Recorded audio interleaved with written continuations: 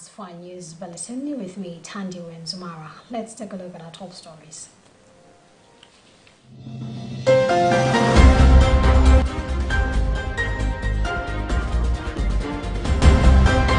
Vice President Chilima urges Christians across the country to commemorate Easter with kindness.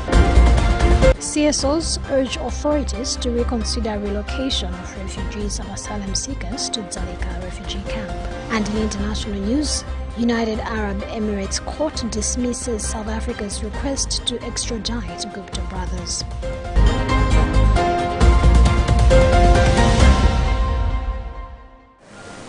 We do have the details to these stories and more. Do stay with us.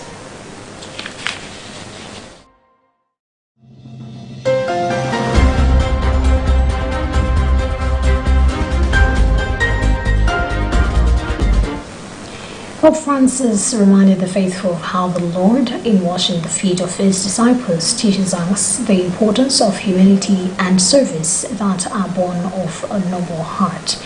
On Holy Thursday, Pope Francis went to the outskirts of Rome to celebrate the Mass of the Lord's Supper at the Casa del Marmo Juvenile Penitentiary, where he carried out the traditional rite of the washing of feet of 12 of the young people there. The Holy Father told the young prison inmates that Jesus is never shocked by what we are on the inside because he already knows our weaknesses, that he is never scared because he has already paid our debt. We have more details in this Vatican News report read by Bernard Manza.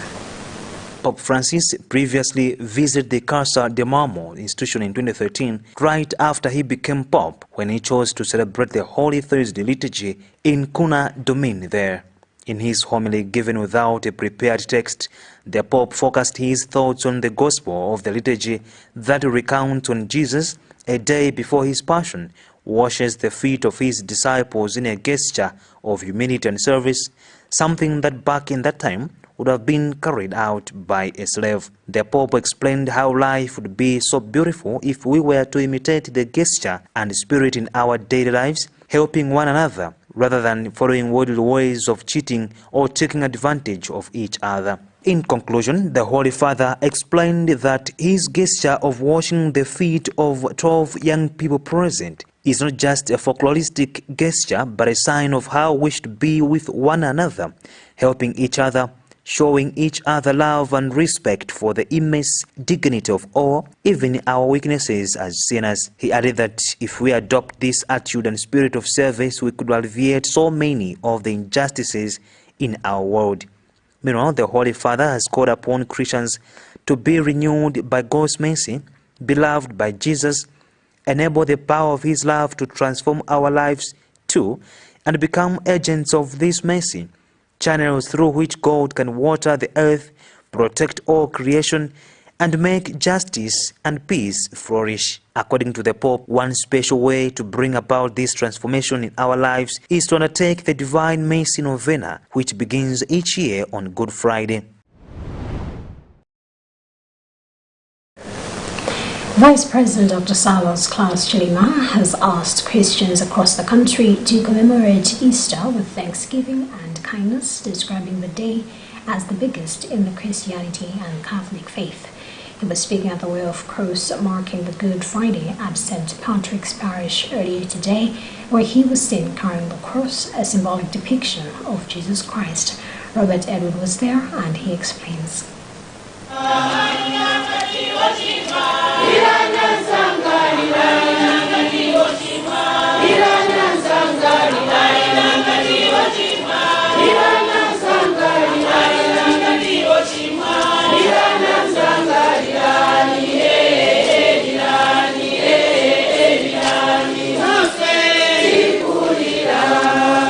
From around just after 8 o'clock in the morning, the congregants of St. Patrick's Parish in area 18 Lilongwe walked slowly, mourning and depicting what was happening in the biblical story of the founder of Christian faith, Jesus Christ, who was crucified, and this is called the Way of Cross ceremony. It is done in such a way where the congregants and Christians across the globe especially those in the Catholic faith and others, always depict what was happening that time.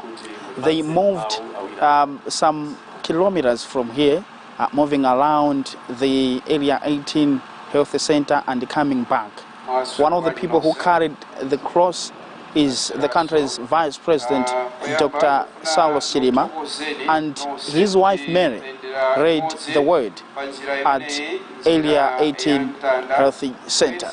The way of the cross that we walked this morning is really first symbolic in commemoration, but also in a small way, one way of encouraging the lay faithful to partake in the suffering, to feel some of the pain that our Lord Jesus Christ endured on that day. And this is nothing compared to what we read and what we have heard. Christians across the globe are in the Easter season, where they commemorate the suffering, the death and the resurrection of Jesus Christ. And in Malawi, it's a public holiday. For Luntha television, this is Robert Edward. In more related news, Minister of Mining Monica Changanamuno MP has asked Christians in the country to celebrate the Easter holiday with prayers marking the traditional devotion in honor of the life, death and resurrection of Jesus Christ. Speaking during prayers at Botanic Garden today in Lilongwe, Changanamuno said it is very significant for Christians in Malawi to patronize such commemorations, saying it is a special day for Christians by thanking God for what he did. More details in this report by Charity Chilanga.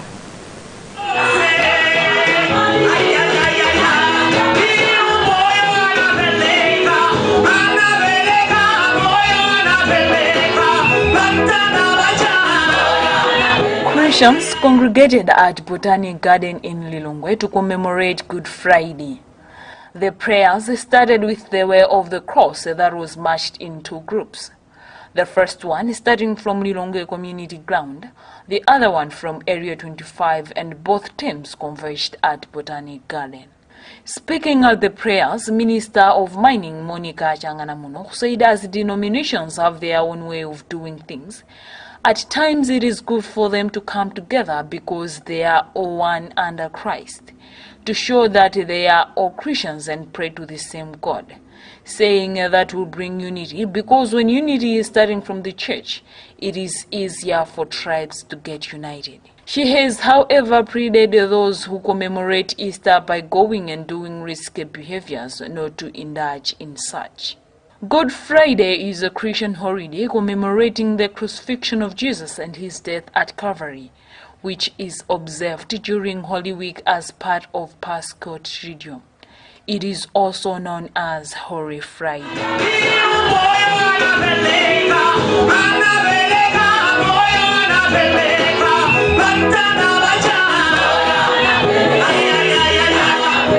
Charity Chilanga, Luntha Television, Lilongwe. The Council for NGOs in Malawi, Kongoma, has called on global leaders and the authority not to forget about the COVID-19 pandemic, which continues to claim lives of people around the world. Addressing media in Lilongwe on Thursday during the third anniversary of the declaration of the COVID-19 pandemic, Kongoma's program officer Simon Monde said there is need for caution in as far as following the guidelines towards control and prevention of COVID-19, as the virus still hasn't lost its power.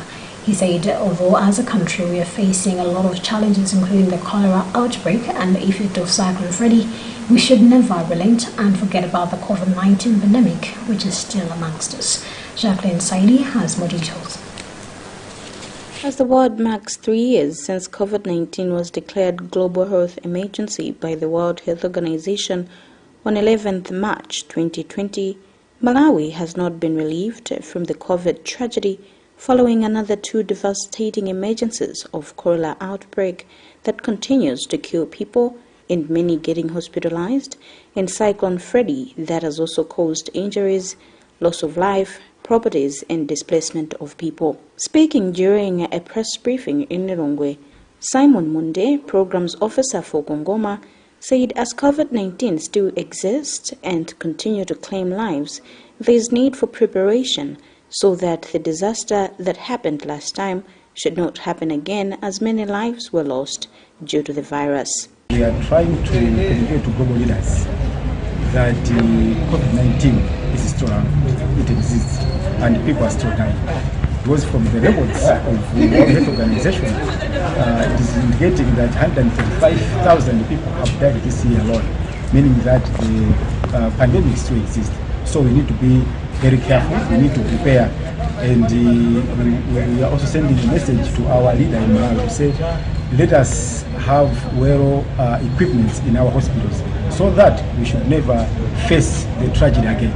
In his remarks, Programs Officer for Malawi Health Equity Network, Davis Machumu, called on the duty bearers to provide more resources towards the COVID-19 response in the health sector. He said as much as the country is already struggling with the cholera outbreak and the effects of the Cyclone Freddy, COVID-19 shouldn't be forgotten, as it is still having power and still claiming more lives. As the civil side organizations and also as Malawi Health Equity Network, we would want to call our duty bearers that they should provide more resources towards COVID-19 response.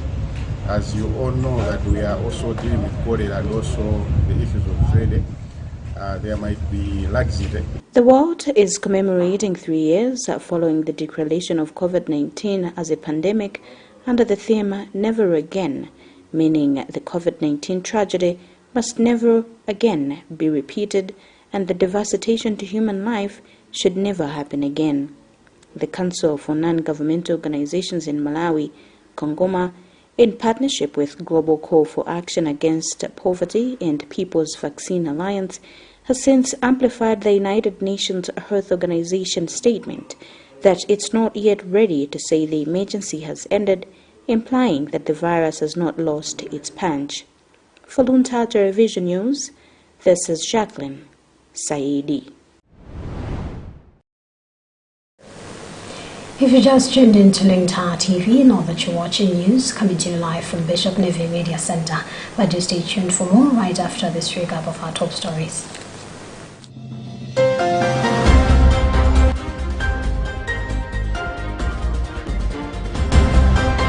Vice President Chilima urges Christians across the country to commemorate Easter with kindness. CSOs urge authorities to reconsider relocation of refugees and asylum seekers to Dzaleka refugee camp. And in international news, United Arab Emirates court dismisses South Africa's request to extradite Gupta brothers.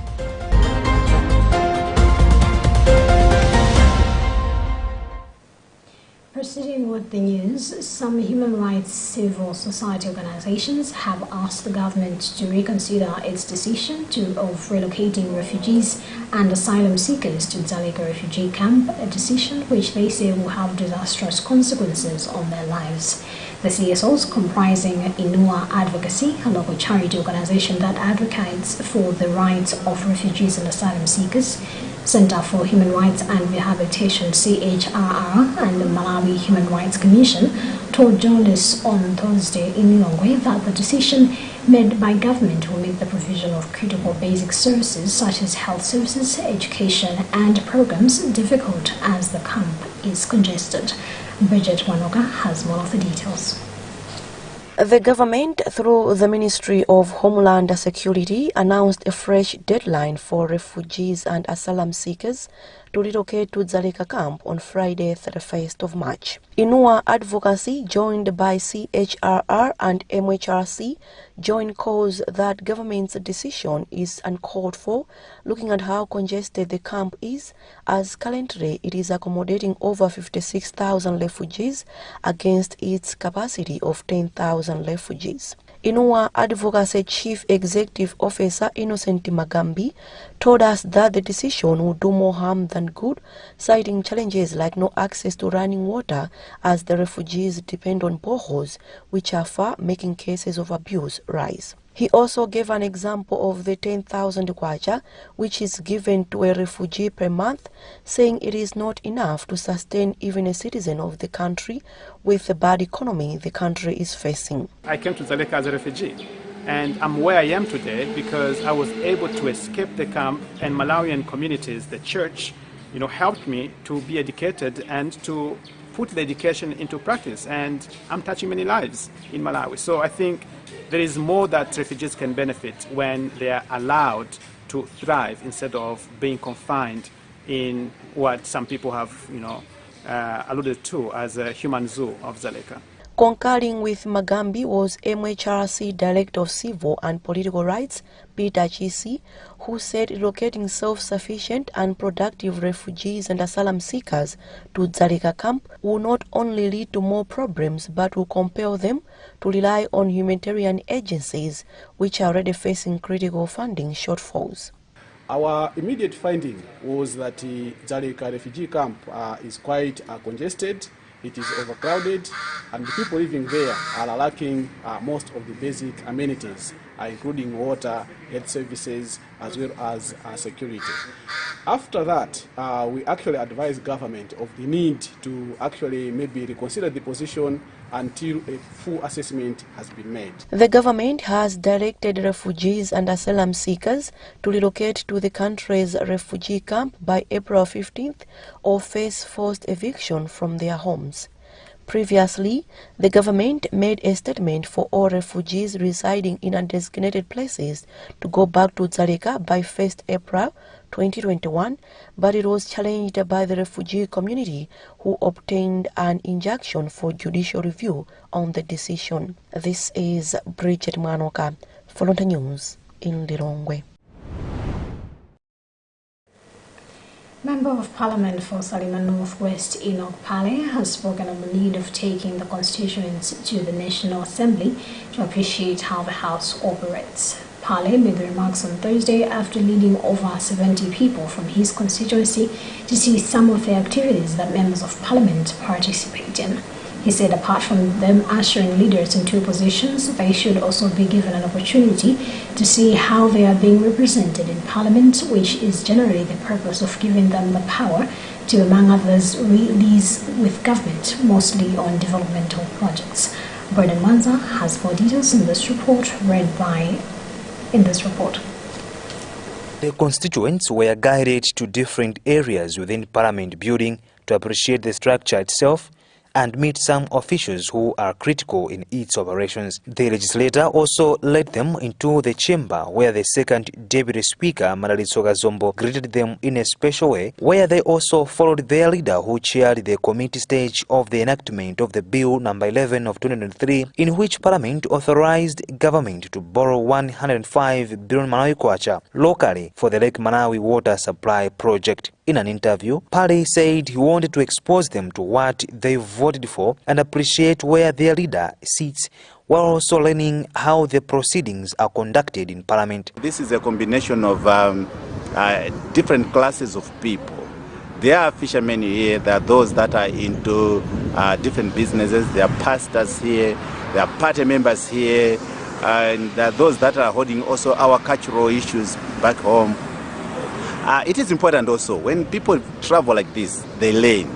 And I thought of bringing them here so that at least they also undergo that process of learning. And I'm sure that this exposition that they have gotten today is giving them at least an edge to understand how Parliament operates. One of the constituents, Pastor Afik Banda, said it was encouraging to visit the House apart from appreciating all the development projects that the member has achieved so far, such as bridges, health facilities, school blocks, among others. Important to come and to visit this Parliament because we have been seeing our MPs, on the radio, TV, but to see live to them, it is encouraged to us. Meanwhile, a businessman, Richard Moyo, from the same area has asked the legislator to consider requesting government to provide soft loans to them as a way of boosting their businesses. Pale was elected a member of Parliament for Salima Northwest in 2019, replacing Dr. Jesse Kabwila.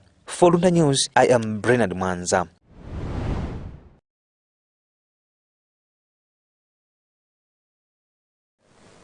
Moving on to entertainment news, and rather on a sad note, death has been announced of celebrated music artist Andrew Maswali, popularly known by his stage name Andy Spice. His family has confirmed that Spice, a member of the duo Twin M, passed on in the late hours of Thursday at Queen Elizabeth Central Hospital following a brief illness. Andy Spice gained prominence with the bombshell that still shoots Elves, Mimpasaine, which was produced in 2017. He later resurfaced in 2019 after releasing Litifiniga, in which he teamed up with his twin brother Feasible Arrow, and it was later reproduced in reggae version by Patience Namalingo. The Afro music star will be laid to rest on Saturday at Maluti Village in Luntha.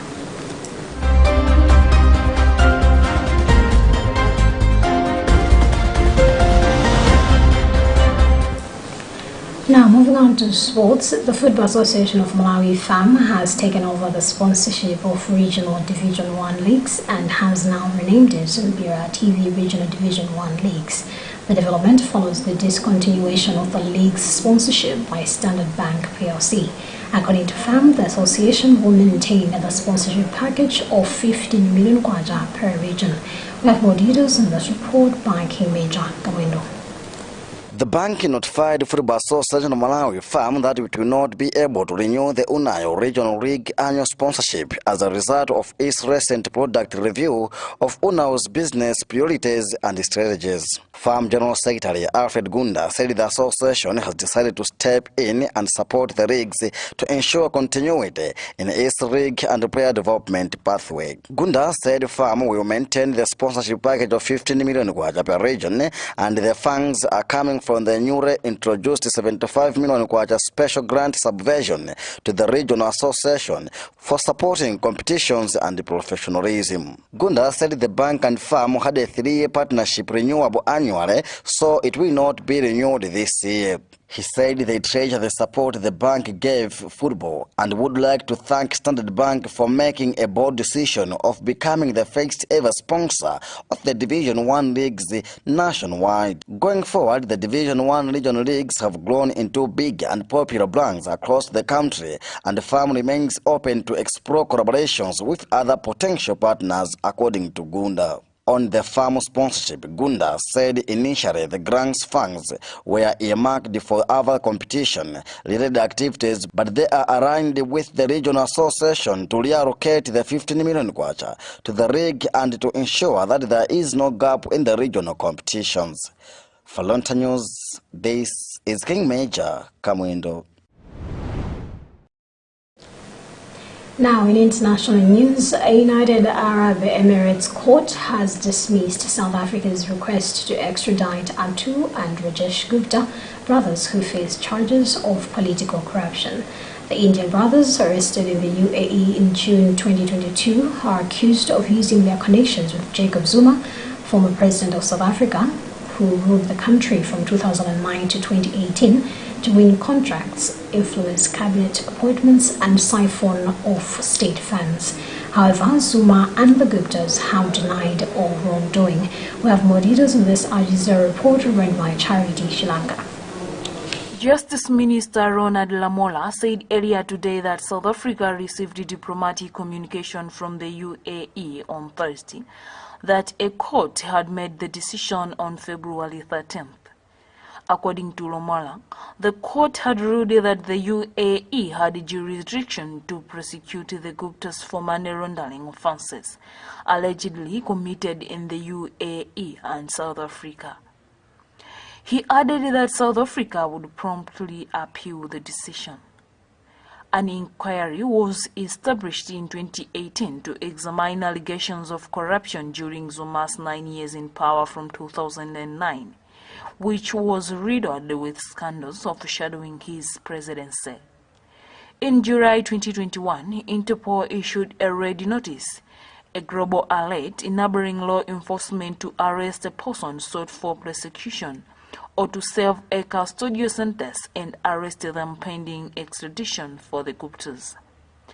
Interpol said they were being sought in connection with a 25 million rand $1.6 million contract paid to a Gupta's Rinki company, Nurain Investment, to conduct an agricultural feasibility study.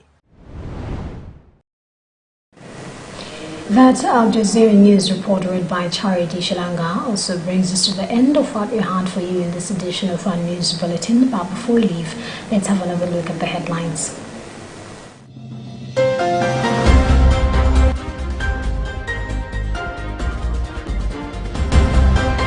Vice President Chilima urges Christians across the country to commemorate Easter with kindness. CSOs urge authorities to reconsider relocation of refugees and asylum seekers to Dzaleka refugee camp.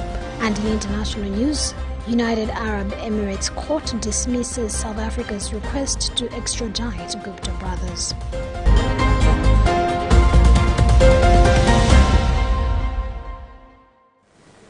You have been with me, Tandy Wenzumara. Thank you so much for keeping me company, and do continue following the rest of our programs right here on Luntha TV. And do, of course, enjoy your Easter weekend. Goodbye for now.